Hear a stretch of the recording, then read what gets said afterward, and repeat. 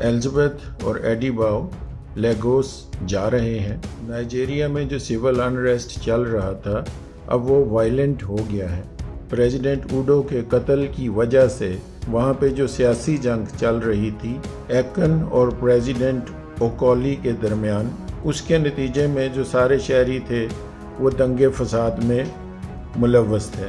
Elizabeth جو کہ اس وقت ایکٹنگ ڈائریکٹر ہے CIA کی، وہ اس امید سے نائجیریا جا رہی ہے کہ وہاں پہ جا کے اسٹیبلٹی لانے کی کوشش کرے گی، پر وہ یہ دیکھ کے حیران رہ جاتی کہ وہاں پہ یہ دونوں جو ایک دوسرے کی جان کے دشمن ہیں وہ اکٹھے کھڑے ہیں اور اس سے یہی سوال کر رہے ہیں کہ پریزیڈنٹ اوڈو کو کس نے قتل کروایا۔ الزبتھ ان سے وعدہ کرتی ہے کہ وہ سچائی ڈھونڈ نکالے گی۔ ایک اسیسن جو کہ پکڑا جا چکا تھا، اس کے فون کی مدد سے اس کا ماسٹر مائنڈ کون ہے اس کو تلاش کرنے کی کوشش کر رہے تھے۔ جیک ڈپٹی ڈائریکٹر CIA کے عہدے سے ریزائن کرنے کا فیصلہ کرتا ہے۔ وہ پریزیڈنٹ کو بتاتا ہے کہ جیمز اس کی ایک اچھی ریپلیسمنٹ ہو سکتا ہے، اور جیمز اس اسائنمنٹ کو ایکسیپٹ کر لیتا ہے۔ اس کے بعد جیک پریزیڈنٹ اوڈو کے قتل کے معاملے کو دیکھنے کے لیے روانہ ہو جاتا ہے۔ فون ٹریسنگ کی مدد سے اس کو پتہ چلتا ہے کہ اسیسینیشن اٹیمپٹ کا جو ماسٹر مائنڈ تھا وہ بیز ہب میں بیٹھا ہوا تھا اور وہاں سے قاتلوں کو ہدایات دے رہا تھا۔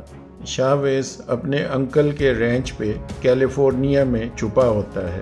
جیک جلد ہی اسے ٹریک کر کے تلاش کر لیتا ہے اور مائک کو بھیجتا ہے اپنے نیگوشیٹر کے طور پہ۔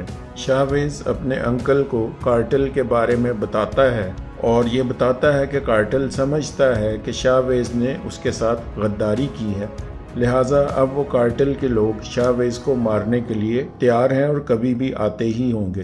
جیک شاویز کو ملنے کے لیے کیلیفورنیا روانہ ہو جاتا ہے۔ جیک چاہتا ہے کہ وہ کسی بھی طرح سے جو کنورجنس ہو رہی ہے اس انلیگل بزنس کی اس کو روک سکے تاکہ سارا کا سارا بزنس ایک ہی گروپ کے ہاتھ میں نہ آ جائے۔ اس کو پوری امید ہے کہ چاؤ اس کی مدد کر سکتا ہے، پر سوائے شاویز کے کوئی نہیں جانتا کہ چاؤ کہاں ہے۔ شاویز بتاتا ہے کہ چاؤ کو ملنا اتنا آسان نہیں ہے، کارٹل اس کی سارا ٹائم نگرانی کر رہا ہے اور کوئی بھی طریقہ اویلیبل نہیں ہے کہ چاؤ کو کانٹیکٹ کیا جا سکے۔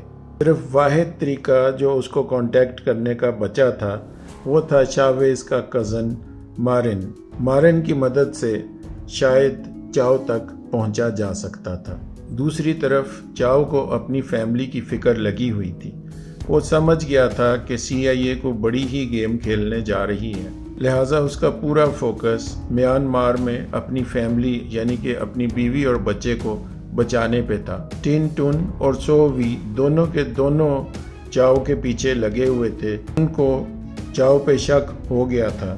کارٹل اس کو آزمانے کے لیے ایک شپمنٹ چیک کرنے بھیجتے ہیں، لیکن جب وہ شپمنٹ چیک کرنے جاتا ہے تو اس کو پتہ چلتا ہے کہ یہ کوئی ڈرگز کی شپمنٹ نہیں تھی، بلکہ یہ ہیومن ٹریفکنگ یعنی کہ انسانوں کی عورتوں کی شپمنٹ تھی۔ چاؤ ایک کرمنل تو تھا، لیکن وہ اس قسم کے دھندے میں ملوث نہیں تھا اور نہ ملوث ہونا چاہتا تھا، لہٰذا وہ ایک بہانہ بنا کے وہاں سے نکل جاتا ہے۔ میکسیکو میں مارن اور شاویز بات کرتے ہیں آپس میں، مگر مارن سمجھتا ہے کہ شاویز ایک غدار ہے۔ مائک مارن کو کنونس کرتا ہے اس کی فوٹو CIA ممبرز کے ساتھ دکھا کے کہ وہ ان سے تعاون کرے، ورنہ وہ بھی اس کے کارٹل کو یہ فوٹو دکھا کے اس کو بھی غدار ثابت کر سکتا ہے۔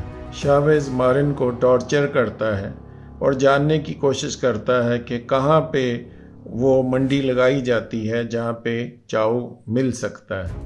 اس ایپیسوڈ کے آخر میں والٹرز جیمز کے گھر جا پہنچتا ہے۔ اس کو پتہ ہے کہ جیمز کا گھر کہاں پہ ہے۔